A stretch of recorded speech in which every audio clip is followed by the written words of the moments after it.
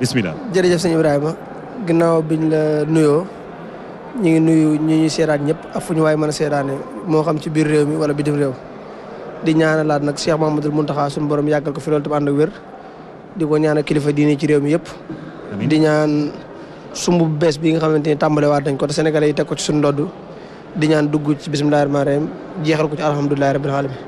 te lépp lu Sénégalais yi di yaakaar ci ñun ba tax ñu indi ñu fii yàlla bañ a tas yaakaar yi. loolu am na solo sànq daal bi ñuy waxtaan ak président Ousmane Sonko mi ngi wax ni député yi am na lu bëri la ñuy xaar si ñoom parce que xam nga ni su la falee rek am na yaakaar si yow. te am na fu mu lay xaar si ay taxawaay. tey jii si histoire du Sénégal pour nga gis assemblée boo xamante ne majorité bu mel ni parti am na ko jafe na. kon tey jii ban défi ngeen am yéen ban. mbëbët ngeen lan ngeen di waxante seen biir pour que mbir yi dox. jërëjëf sëñ Ibrahima xam naa ne mën naa ne posé nga question bi waaye tontu nga ko ndax ñëpp ñoo war a am taxawaay député yëpp mais rawatina député yi jóge ci département yi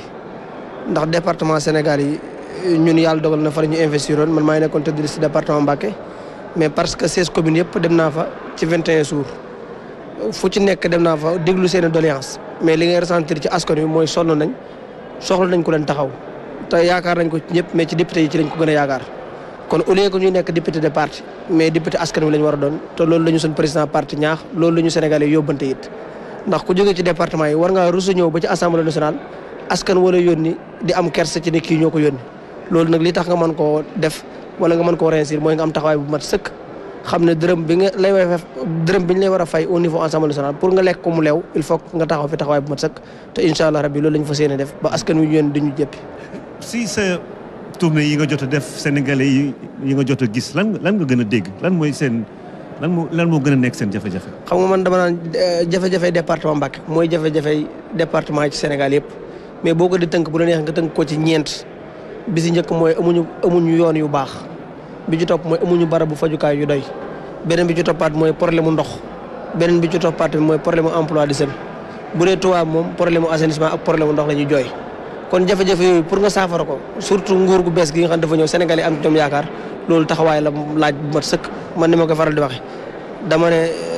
amaana bi mooy nekk sama dernier mandat député ci kaw rus naa delluwaat ci askan wi ma yebaloon yebal ma 2022 yebalaat ma 2024 may delluwaat ñoom ci ay loxoy kese bëgg naa bu ñu fay delluwaat gouvernement bees bi nga xamante ñëpp am ci ñoom yaakaar te président Ousmane Sonko di premier ministre nekk ci bopp jëwriñ ji président son excellence président Bassirou Diomaye Faye jiite réew mi ñu teg ay actes yu wóor yu concret ci département Mbacké yaakaar jooju daal bëgg naa ñu réussir ko ñun 5 députés yi jóge ci département waaye gis naa tamit nga takk loo xamante ne moom day wane foo bokk de. waaw